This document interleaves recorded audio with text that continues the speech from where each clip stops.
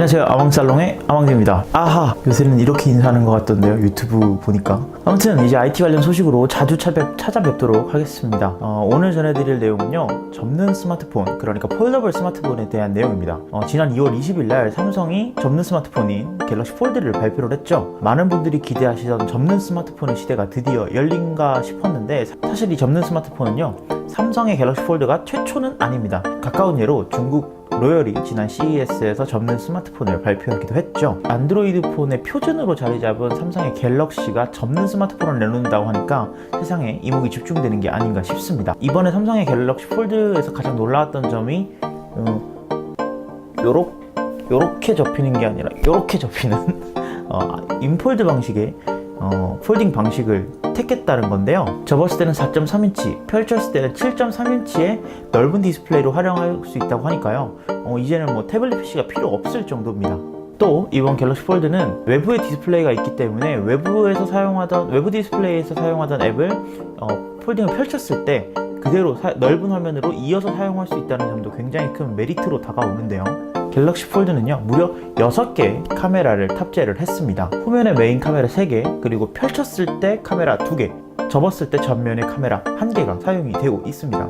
이쯤 되면 나는 어디서든 카메라를 꼭 써야겠다라는 삼성의 의지가 보이는 것 같아요. 그래서 카메라가 부족할 일은 없을 것 같고요. 근데 며칠 뒤에 MWC 2019에서 화웨이도 메이트 X라고 하는 폴더블 스마트폰을 발표를 했습니다. 이 메이트 X는 삼성과는 다르게 바깥으로 접히는, 그러니까 제가 예상했던 갤럭시 폴드의 모습이었던 아웃폴드 방식의 폴더블 방식을 채택을 했습니다. 네, 그래서 별도의 외부 디스플레이는 없고 접었을 때는 화면의 반쪽이 외부 디스플레이로 활용이 되는 방식인데요. 펼치면 8인치, 접어도 무려 6.6인치의 대화면 디스플레이를 탑재를 하고 있다고 합니다. 메이텍스는 카메라가 3개 탑재가 되어 있는데요. 개수는 3개 적지만 라이카와 협업을 했기 때문에 그 품질은 기대해봐도 좋을 것 같습니다. 그 카메라를 사용하는 방식이 굉장히 독특한데요. 접었을 때 화면의 한쪽 부분에 카메라를 세로로 배치를 해서 접었을 때는 전면 카메라로, 펼쳤을 때는 후면 카메라로 활용할 수 있는 게 메이트 X의 특징입니다. 갤럭시 폴드의 큰 화면에는 노치가 있는데요. 화웨이 메이트 X의 화면에는 노치가 없습니다. 그래서 그야말로 넓은 그 화면을 100% 활용할 수 있다는 게 메이트 X의 가장 큰 장점이 아닐까,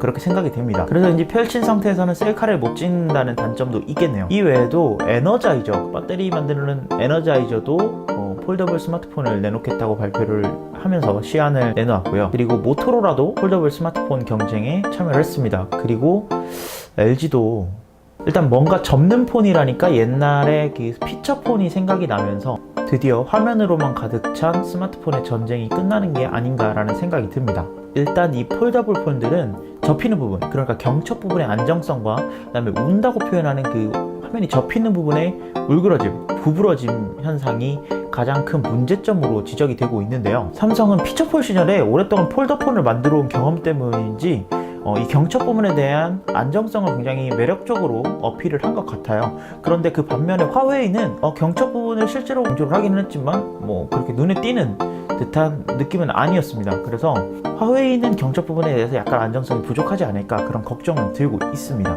삼성도 화웨이도 이미 행사장에서 실제 시제품이 공개가 되어 있는데 그 시제품들도 이미 화면이 약간씩은 구부러져 있는 그런 모습을 보여주고 있어서 실제 출시가 될 때는 그 문제점이 해결이 될 수 있을지 그 부분이 좀 기대가 되는 부분입니다. 이번에 출시되는 폴더블 폰들이 가격이 가격인지라 좀 대세가 되기는 어렵지 않을까 라는 생각이 듭니다. 물론 IT 기기를 좋아하시는 분들이라면 당연히 한 대쯤 구매를 하시겠지만 그 가격대가 200만원 이상의 가격대에서 형성이 되고 있기 때문에 폴더블 폰에 대해서 크게 관심이 없는 분들이 이 기기를 살 거라고 생각은 하지 않고 있어요. 하지만 갤럭시 노트 엣지를 한번 생각을 해봅시다.